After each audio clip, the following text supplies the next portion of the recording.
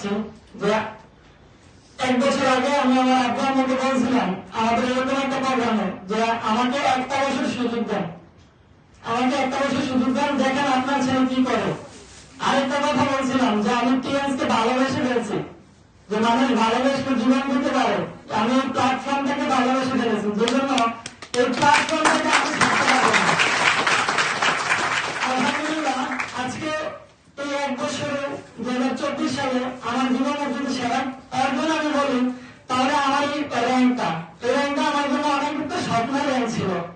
যখন আমি কুমিল্লার পর্যায়ে যেতাম, যাওয়ার পরে দেখেন যে কোনো ট্রেনিং এ 6 স্টার 7 স্টার তাদের চেয়ারগুলো সামনে থাকতো, ওই জায়গা থেকে আমার একটা আবেগ আসে যে কবে ওই চেয়ারটাতে আমি যাবো, কবে ওই চেয়ারটাতে আমি যেতে পারবো। এটা আমার সবসময় আবেগ থাকতো। আরেকটা হচ্ছে যে সবসময় শুনতাম বা দেখতাম রিয়াজ স্যার যেভাবে থাকে, উনি 6 স্টার, উনি অনেক ভালো চলাফেরা করেন, কিন্তু আমাদের চলাফেরাটা অন্যরকম ছিল। এই জন্য এই র্যাঙ্কটার অনেক স্বপ্ন। এই র্যাঙ্কটা অর্জন করার ক্ষেত্রে কিন্তু আমি বলবো যে আমার যতগুলো ডিস্ট্রিবিউটার আছে, আমার যত ভাই বোনেরা আছে, তাদের এক একটা টিমের কারণে আমার এই র্যাঙ্কটা অর্জন হয়েছে।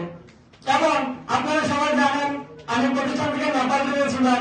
হ্যাঁ, তবে আমি এটাও বলবো যে আপনারা যদি না চাইতেন, আপনারা যদি আমাকে ওইভাবে সহযোগিতা না করতেন, তাহলে কখনো কোনোদিনই সম্ভব হতো না। দেখেন আমার অসংখ্য গার্জেন আছে, ভাই বোনেরা আছে, কিন্তু কেউ কখনো আমাকে ওই সহযোগিতা কোনোদিনও করে না।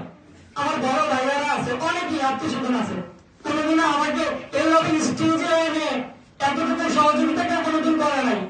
আপনারা যতটুকু আমাকে সহযোগিতা করছেন, ইনশাল্লাহ আমিও একটা কথা বলতে চাই, আপনারা আমি যতদিন আছি, আমি যতদিন বাঁচবো এই প্ল্যাটফর্মের সাথে আছি এবং সফলতার চূড়ান্ত মঞ্চে আমি একা না, আপনাদের সবাইকে নিয়ে যেতে চাই।